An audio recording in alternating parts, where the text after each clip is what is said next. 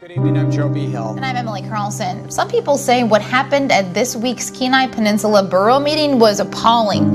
Others think it's a little comical. Regardless, it definitely was different and has stirred up a lot of controversy. The meeting opened with a prayer to Lucifer. That's right. A borough ordinance mandates that they start with an invocation. It's first come, first serve, and people from various religious groups sign up for their turn to pray. Now, this week, Iris Fontana with the Satanic Temple encouraged people to, quote, embrace the Luciferian impulse to eat of the tree of knowledge.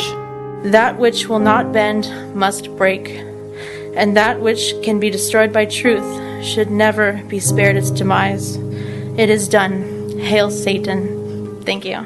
I spoke to some of the assembly members today. They tell me a few months ago, some of them, including the president, presented an ordinance that would do away with the invocation because it was becoming a point of controversy. But the vote was a tie, so it failed. Before this week's meeting, an atheist presented the invocation. They tell me they want to be inclusive, but take issue with the fact that the last two presenters have used their moment of religious freedom to make political statements, and they feel that's inappropriate. The president says after the atheist presenter, the Satanic Church was next on the list. And some assembly members say they now want to revisit changing the ordinance to do away with the invocation or make it a moment of silence. But the president told me he thinks that was the goal all along.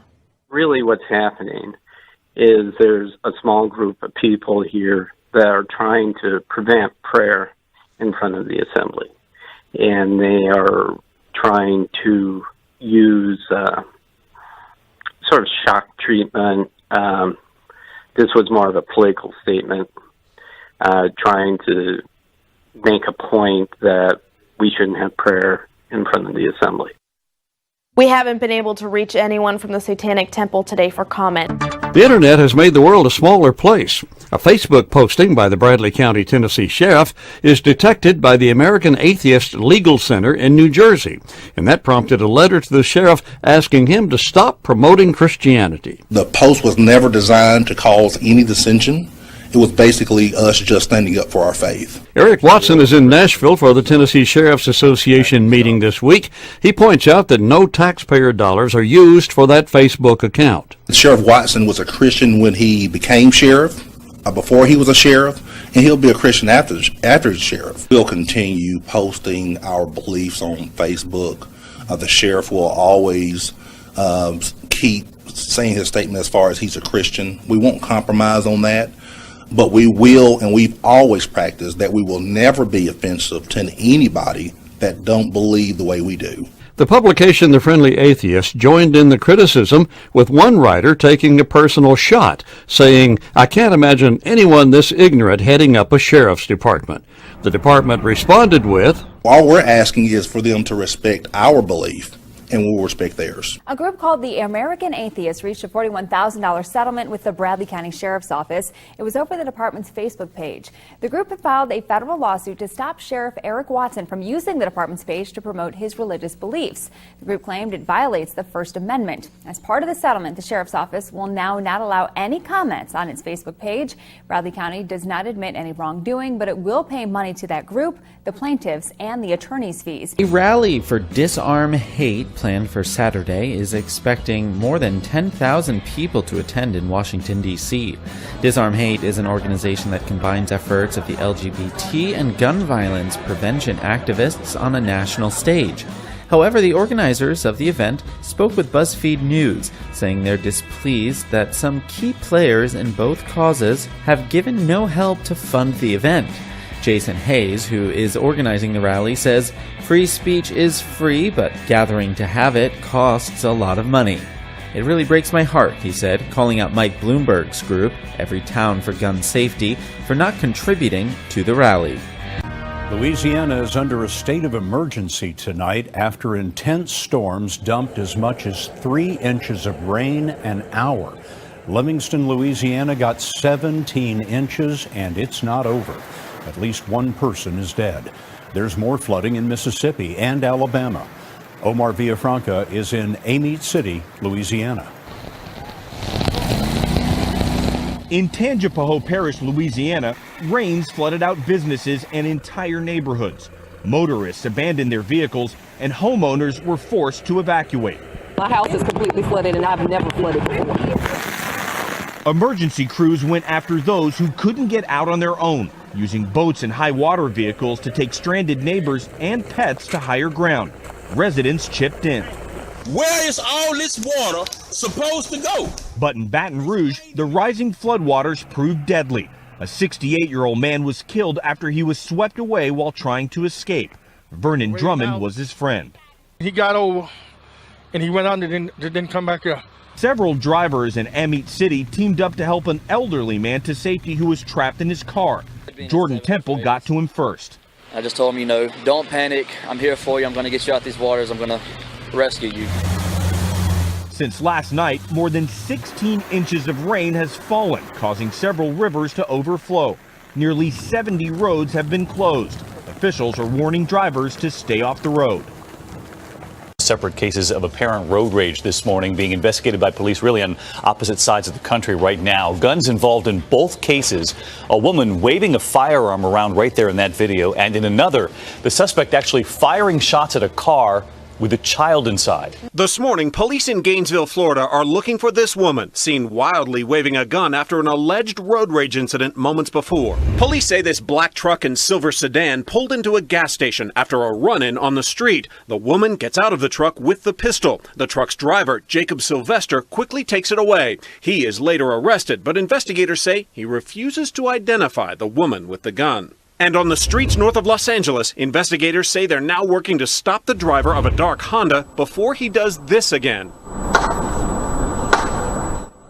In another apparent case of road rage, he fires twice at the family inside this white SUV, including a child. The driver shot at her, armed with unknown type of black handgun. The suspect enraged, police say, because the SUV apparently sprayed his car with windshield wiper fluid. The level that this incident took was quite alarming to us, and I couldn't imagine what it would be like in a vehicle and being fired upon just driving with your family members. It had to have been terrifying. Road rage incidents can quickly take a violent, deadly turn.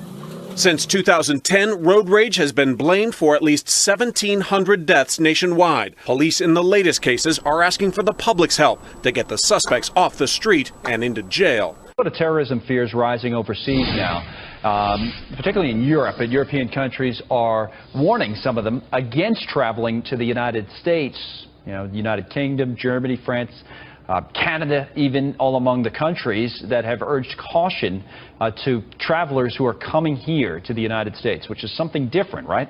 They cite things like mass shootings, police violence, anti-Muslim and anti-LGBT attitudes.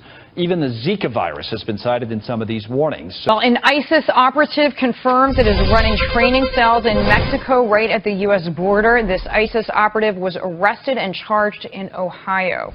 Judicial Watch reporting that the leader of one of these cells bragged about the position in an Italian newspaper. He is quoted as saying the border region is so open he could, quote, get in with a handful of men and kill thousands of people in Texas or Arizona in the space of a few hours. The United States has just started bombing a new country, and no one even noticed. Why? Because our media hardly bothered to tell them. Just recently, President Obama, the president who ran on a platform of ending wars, remember that? Just began airstrikes in Libya to combat ISIS, making it the fourth country we are now actively bombing the crap out of in our undeclared war on terror. We have already dropped at least 50,000 bombs in Iraq, Syria, and Afghanistan. And now we're bringing those bombs to Africa, in Libya. This should be big news, especially considering how most Americans are incredibly sick of their country sinking all of our money into wars and killing everyone everywhere. But not only was it not big news, it was barely reported at all, as reported by The Nation. The New York Times put their story on a far bottom corner of their second page, right next to the story about New York City's local G train. ABC World News Tonight mentioned the Libyan airstrikes for only 20 seconds, and that was 13 minutes into their show. Well, the next president will be facing Syria's civil war, where 400,000 people have been killed. Tonight, in Syria's largest city, Aleppo, rebels are holding out under Syrian government and Russian airstrikes, but civilians are being slaughtered. Deborah Petta is inside Syria. The images in her report are hard to watch, but should be seen. Over a dozen reported dead in rebel-held Aleppo today. Just another statistic in the country's 5-year civil war. But for the villagers of Al-Hayyan on the outskirts of the city, these victims were not numbers. They were mothers, sisters, and as always, children. In video footage posted online today, this rescue worker plucks an unconscious child off a dead body. Injured children are taken to the few remaining medical facilities in rebel-controlled Aleppo, but instead of being safe havens, they have become targets. Just 24 hours after the last remaining doctors wrote to President Obama for help, this children's hospital was hit in an airstrike. The equipment was smashed, services all but demolished. This was the only children's hospital in the area. In rebel-held Aleppo, a medical facility is attacked every 17 hours, say doctors. And so, the statistics mount. In Aleppo, there is always someone who has to deliver the worst possible news.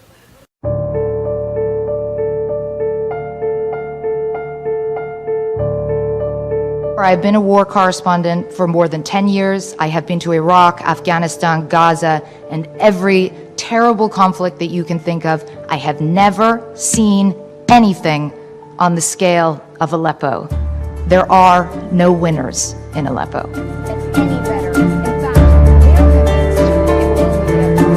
And I was blown away by the scale of the destruction. You heard Dr. Attar use the words apocalyptic wasteland, and this was 2012.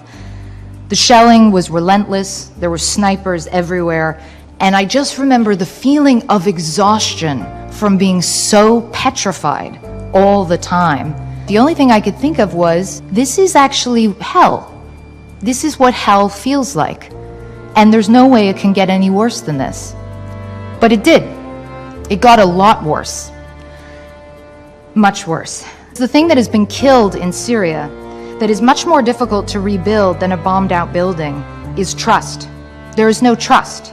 No trust in the Assad regime, no trust in ceasefires or cessation of hostilities or humanitarian corridors, no trust in the Russians, and no trust in you, by the way, in us, in the international community, who have been wringing their hands on the sidelines while hospitals and bakeries and schools have been bombed, while phosphorus and cluster bombs have killed countless civilians. Turkey has offered to carry out joint military operations with Russia against Islamic State terrorists in Syria. However, closer ties between Ankara and Moscow could put the US in a fairly tricky position. Turkey is considered Washington's key NATO and coalition partner. The United States as a friend and partner of Turkey. Turkey's been a strong ally for decades. We believe Turkey is a genuine partner in destroying ISIL. NATO member Turkey, along with other nations, is currently fighting ISIL as part of that US-led coalition. But now Turkey's proposal to unite with Russia, which is not a part of that coalition, could make matters pretty complicated. The positions of the US and Russia differ on quite a number of issues concerning Syria. Ankara could be facing a difficult choice.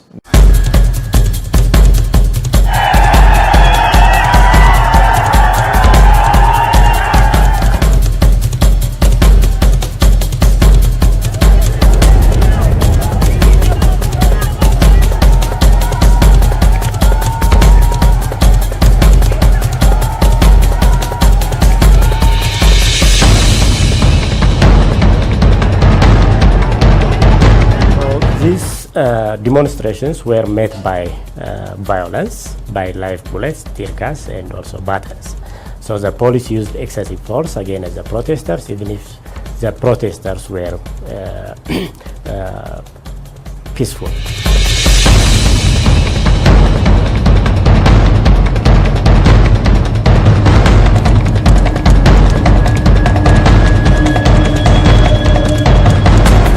We will, in very short order, be discussing with the Ethiopian authorities the need to have access to those particular areas, two particular areas where we can again establish for ourselves the facts as they relate to these serious allegations, of course.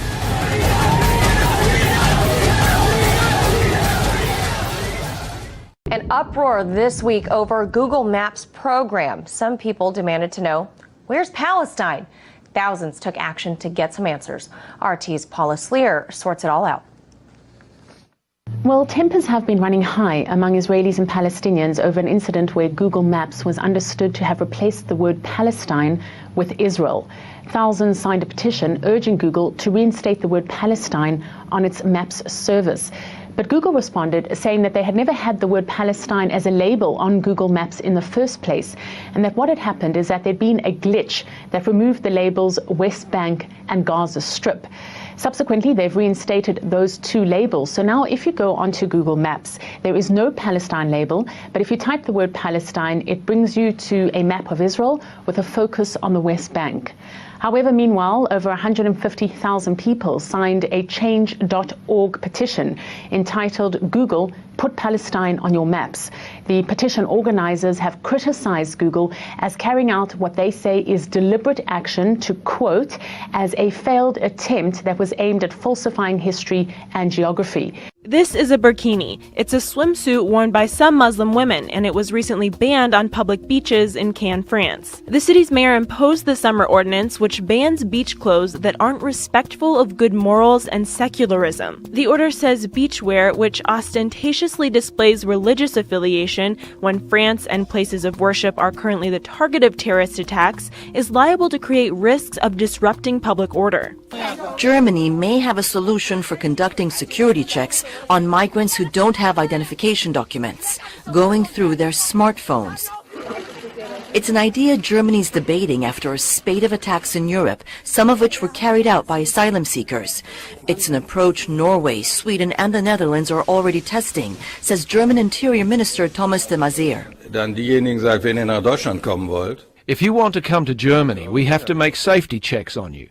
And to make safety checks, we will ask you to show us your Facebook contacts from the last few months, which are public in principle anyway. I don't think that's asking too much. Die ja im Prinzip auch öffentlich sind. Some Germans aren't waiting for increased security checks to feel safe. The country's gun association says sales of self-defense devices are at their highest level in several years. They spike after each new attack, says the association and this gun shop owner in Essen. You see the next day that a few more people come in to arm themselves with a pepper spray or an alarm, a tactical flashlight, or a blank firing gun. Aufzurüsten. Ironically, cracking down on illegal gun sales is among the other security measures Germany's debating, plus internet surveillance and domestic use of military force. Russia deploys its S-400 air defense missile system to Crimea days after President Vladimir Putin said that he'd take countermeasures regarding clashes in the region. The Russian Navy has conducted drills in the Black Sea to practice repelling underwater attacks by saboteurs. The exercise was held in Sevastopol Bay. Navy ships and auxiliary vessels included the advanced Little Rook anti-saboteur boats and Raptor speedboats. The Special Forces staged a neutralization of an enemy's patrol on the shore and captured the mooring pier to spearhead the main force's attack. Naval helicopters provided air support to the 400 participating personnel and 10 military vehicles.